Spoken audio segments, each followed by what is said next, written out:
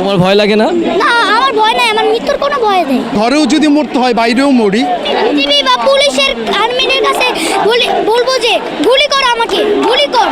বাবা, আজকে যে তুমি এই আন্দোলনে এসেছো, কেন এসেছো?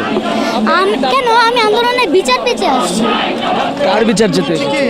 যারা অকারণে শহীদ হয়েছে, অকারণে শহীদ হয়েছে যারা। এখন তুমি কি চাও?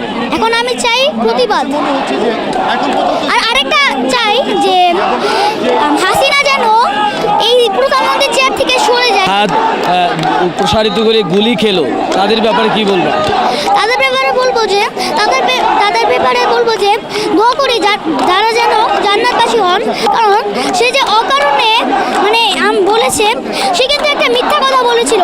প্রথমে বলেছে যে রাজাকারের বাচ্চারা কোটা পাবে না, মুক্তিযোদ্ধারা পাবে। আর আবার পরে বলছে যে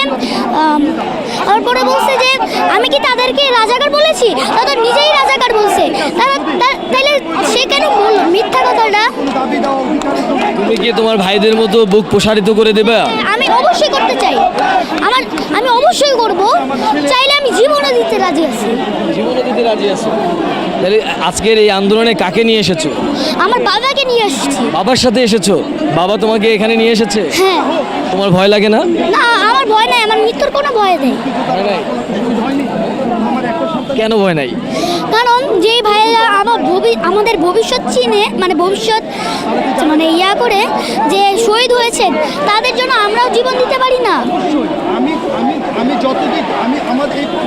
দর্শক, আপনারা দেখছিলেন যে আসলে এই আন্দোলনটি আসলে কোন পর্যায়ে গিয়ে পৌঁছেছে, সেটি এরকম একটি ছোট বাচ্চার কথাই আসলে কিন্তু বোঝা যাচ্ছে যে এখন এই আন্দোলনটি আসলে যেমন শিশু থেকে বৃদ্ধ আসলে সব পর্যায়ে কিন্তু এই আন্দোলনটা আসলে ছড়িয়ে পড়েছে।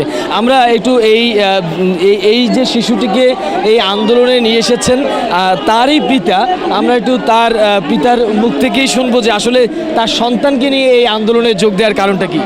আচ্ছা, আপনি তো আপনার সন্তানকে নিয়ে এই আন্দোলনে এসেছেন, আসলে এতটুকু বাচ্চাকে নিয়ে আসলে আন্দোলনে আসার কারণ?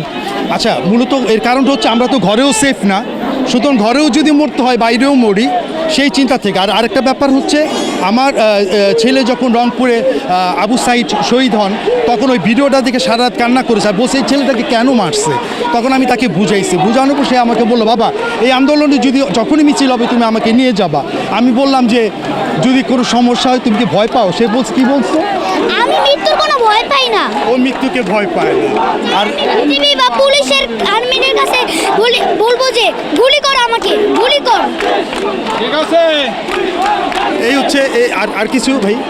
আপনারা দেখছিলেন যে একজন বাবা তার সন্তানকে নিয়ে এসেছেন এবং সন্তান বুক পেতে দিচ্ছেন যে এই অস্ত্রের মুখেও তিনি দুই হাত প্রসারিত করে দিচ্ছেন।